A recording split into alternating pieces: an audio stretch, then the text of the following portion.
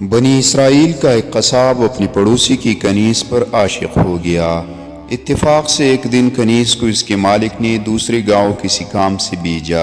قصاب کو موقع مل گیا اور وہ بھی اس کنیز کے پیچھے ہو لیا۔ جب وہ جنگل سے گزری تو اچانک قصاب نے سامنے آ کر اسے پکڑ لیا اور اسے گناہ پر آمادہ کرنے لگا۔ جب اس کنیز نے دیکھا کہ اس قصاب کی نیت خراب ہے تو اس نے کہا، اے نوجوان، تو اس گناہ میں نہ پڑ۔ حقیقت یہ ہے کہ جتنا تو مجھ سے محبت کرتا ہے اس سے کہیں زیادہ میں تیری محبت میں گرفتار ہوں، لیکن مجھے اپنے مالک کی حقیقی عزوجل کا خوف اس گناہ کے ارتکاب سے روک رہا ہے۔ اس نیک سیرت اور خوف خدا عزوجل رکھنے والی کنیز کی زبان سے نکلے ہوئے الفاظ تاثیر کا تیر بن کر اس قصاب کے دل میں پیوست ہو گئے، اور اس نے کہا، جب تو اللہ سے اس قدر ڈر رہی ہے تو میں اپنے پاک پروردگار سے کیوں نہ ڈروں؟ میں بھی تو اسی مالک کا بندہ ہوں۔ جا، تو بے خوف ہو کر چلی جا۔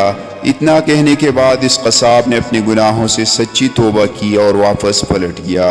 راستے میں اسے شدید پیاس محسوس ہوئی، لیکن اس ویران جنگل میں کہیں پانی کا دور دور تک کوئی نام و نشان نہ تھا۔ قریب تھا کہ گرمی اور پیاس کی شدت سے اس کا دم نکل جائے۔ اتنے میں اسے اس زمانے کے نبی کا ایک قاصد ملا۔ جب اس نے قصاب کی یہ حالت دیکھی تو پوچھا، تجھے کیا پریشانی ہے؟ قصاب نے کہا، مجھے سخت پیاس لگی ہے۔ یہ سن کر قاصد نے کہا، آؤ ہم دونوں مل کر دعا کرتے ہیں کہ اللہ ہم پر اپنی رحمت کے بادل بھیجے اور ہمیں سیراب کرے یہاں تک کہ ہم اپنی بستی میں داخل ہو جائے۔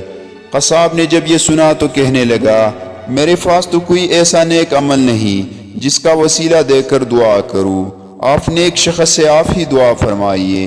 اس قاصد نے کہا، ٹھیک ہے، میں دعا کرتا ہوں، تم آمین کہنا۔ پھر قاصد نے دعا کرنا شروع کی اور وہ قصاب آمین کہتا رہا۔